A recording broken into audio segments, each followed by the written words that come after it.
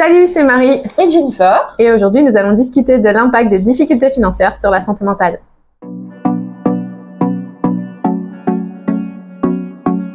Alors oui, c'est un secteur qui est particulièrement exposé parce que déjà, l'agriculteur ne va pas toujours décider lui-même de son prix de vente et puis aussi les investissements vont être souvent très conséquents.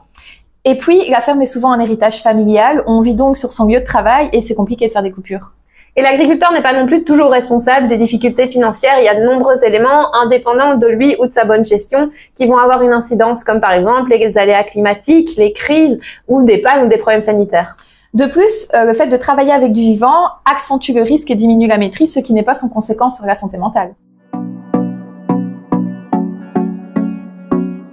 Le fait d'avoir des difficultés financières ou des dettes est d'autant plus difficile à vivre qu'il y a un tabou de l'argent et qu'il est donc parfois compliqué d'oser en parler. Pourtant, les difficultés financières sont un facteur de risque en termes de santé et de santé mentale.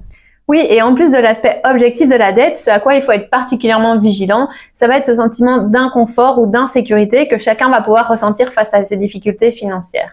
Et ce sentiment, il va être très propre à chacun en fonction de sa propre échelle, de ses revenus, de la taille de son exploitation ou encore des spéculations. L'inquiétude qu'on va ressentir peut avoir un effet boule de neige parfois insidieux et ainsi se transformer en anxiété ou en angoisse, voire même en dépression.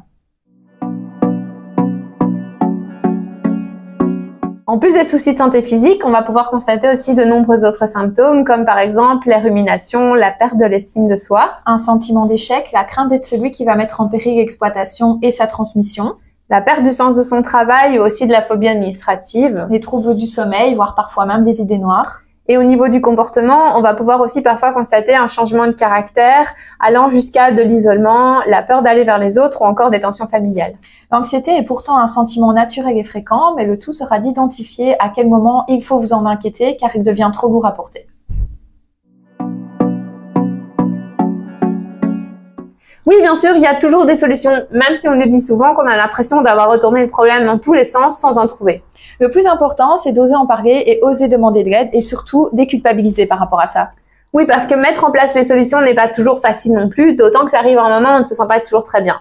Donc le plus important sera de trouver quelque chose qui soit vraiment adapté à vous, à votre famille, à votre santé et à vos besoins. Le fait d'être accompagné vous permettra de vous décharger, de vous sentir moins seul par rapport à vos difficultés et donc d'améliorer votre mieux-être.